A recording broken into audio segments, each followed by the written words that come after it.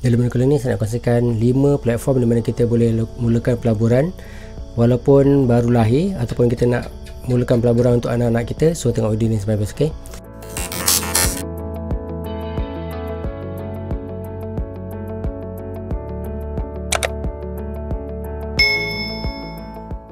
Assalamualaikum warahmatullahi wabarakatuh dan salam sejahtera. Saya Daikal, selamat datang ke YouTube channel Daikal. Okay, hari ini saya nak kongsikan satu yang istimewa.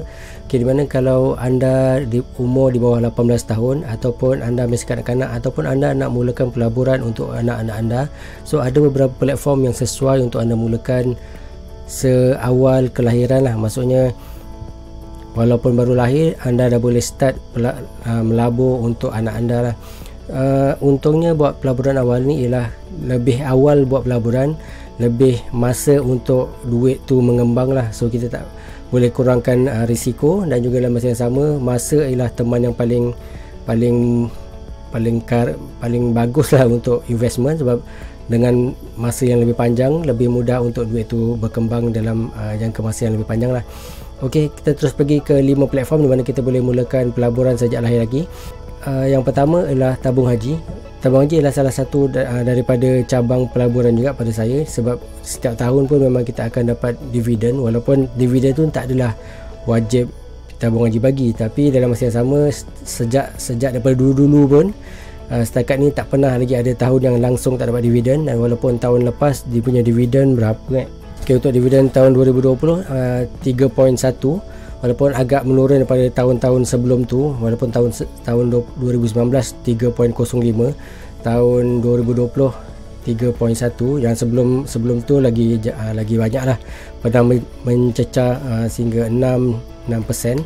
Untuk tahun 2020 3%. So tapi kalau anda bayangkan, kalau contohlah kita buka kalkulator sikit lah, katakanlah kita deposit untuk anak kita ataupun untuk diri kita sendiri, walaupun kita belum umur 18 tahun, katakanlah setiap bulan lah kita punya parents ke ataupun kita sendiri masukkan RM100 selama 18 tahun. Katakanlah kita buat untuk anak kita 18 tahun, so dia punya persen kita bagi 3% interest rate ataupun dividennya, kita masuk deposit bulanan 100. So dalam masa 18 tahun dia dah terkumpul RM28,665.52. So dengan 3% nya tu, kalau 3%, kalau lepas ni dia ada naik ke apa semua, so lagi banyak lah. So tabung haji pada saya salah satu daripada tempat pelaburan yang sesuai untuk anak-anak kita ataupun pada siapa yang di bawah 18 tahun. Sebab bawah 18 tahun ni sebenarnya masih di bawah tanggungjawab ibu bapa lah. So bila tanggungjawab ibu bapa, sebenarnya ibu bapa yang kena manage duit anak tu lah, dengan harapan dalam masa yang sama kita kena bagi pendedahan juga berkenaan dengan pelaburan kepada anak-anak ni lah. Okay, untuk tabung haji tu yang pertama, untuk tabung haji. Okay, yang kedua ASB. Okay, kalau anda tak tahu, sebenarnya ASB boleh buat account dengan hanya RM10 dan juga seawal usia kelahiran kat sini katalah. So maksudnya bila lahir je anda dah boleh buat account ASB untuk anak anda lah. So untuk anak-anak lah. Dan juga kalau ada siapa-siapa budak-budak pula, adik-adik yang tengok video ni umur di bawah 18 tahun, anda boleh minta penjaga, ibu bapa ataupun penjaga untuk buatkan akaun amanah saham ASB lah, ASB ataupun tabung haji kalau belum ada. So inilah satu, yang pertama tadi tabung haji, yang kedua ASB lah, yang boleh antara pilihan yang anda boleh buat untuk start invest daripada awal. So kalau macam tahun lepas, ASB dia bagi berapa dia bagi 4.25%. So sama juga kalau kita kira sini 100, kalau 4.25% selama 18 tahun, so ada 32,474 lebih kurang lah. Sebab ini kita kira kalau setiap tahun dia punya dividennya sama lah. Dia sebab dividen bukan ada turun, bukan ada naik, macam tu lah. Ok, tu yang kedua ASB. Pertama tabung haji, kedua ASB. So yang ketiga, kalau anda nak mulakan pelaburan sejak daripada kelahiran untuk anak-anak ataupun untuk diri sendiri yang di bawah 18 tahun, so anda boleh pilih SSPN. So SSPN ni pun sama juga. Bagusnya SSPN ni dia lebih kepada tabungan untuk pendidikan lah. So SSPN ni dia ada dua, bukan dua, dia ada SSPN, ada SSPNI dan juga ada SSPNI Plus. Okay, untuk SSPN I dan SSPNI Plus tu yang patuh syariah lah. Kalau anda nak join yang SSPNI ataupun SSPNI Plus. So kalau anda nak daftar SSPNI Plus, link ada di bahagian description. Anda boleh daftar macam biasa. Dia ada package dia lah. So package dia macam serendah 30 sebulan, 50 sebulan, 100 sebulan.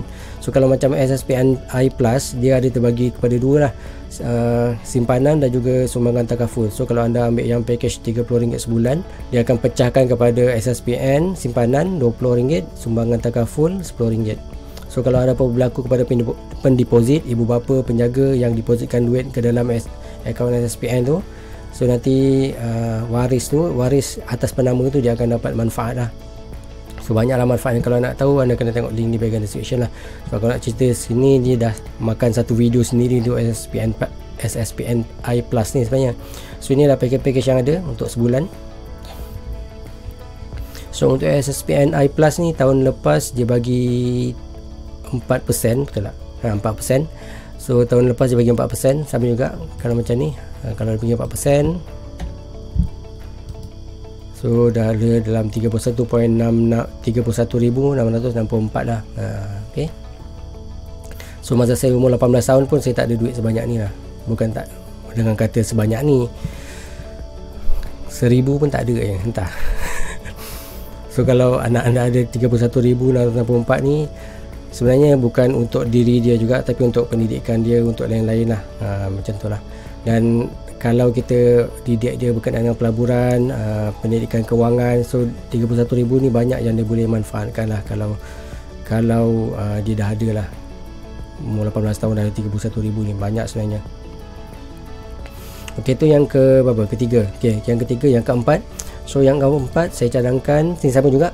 Anda boleh gunakan apps dia. Anda boleh gunakan Rise Kids ni. So anda boleh buka akaun Rise, lepas tu anda boleh buka satu lagi akaun di bawah akaun anda atas nama anak anda, akaun Rise Kids lah. So bila kita ada change tu, kita boleh separatekan sama ada kita nak masukkan dekat kita punya akaun Rise ataupun kita nak masukkan Rise Kids, macam tu lah. So ini antara features yang terbaru daripada Rise lah. So yang keempat, 1, 2, 3, 4. Yang kelima adalah emas. So emas pun sebenarnya antara salah satu daripada pada saya pelaburan yang bagus. Okay, kalau kita tengok harga 10 tahun 10 tahun ke belakang, daripada ni dalam untuk ounce lah, daripada 5,500 sekarang dia dah naik lebih kurang 7,500 lah. So lebih kurang kenaikan 50% jugalah daripada dalam masa 10 tahun. Kekurangan emas adalah anda tak akan dapat dividen tahunan, tapi emas untung dia ialah nilai dia adalah, boleh kata kalau anda beli emas atau membuat pelaburan emas, nilai anda menyelamatkan nilai mata wang anda lah. So anda boleh beli, anda ada dua cara lah. Pertama, anda boleh buat akaun emas. Saya tak sure sama ada akaun emas yang dekat bank-bank tu boleh buat atas nama anak ataupun anda untuk yang di bawah umur 18. Tapi kalau untuk public gold ni, kalau akaun Gap memang boleh boleh buat akaun untuk anak yang di bawah 18 tahun. Dan kalau anda nak beli kad emas yang fizikal pun boleh juga.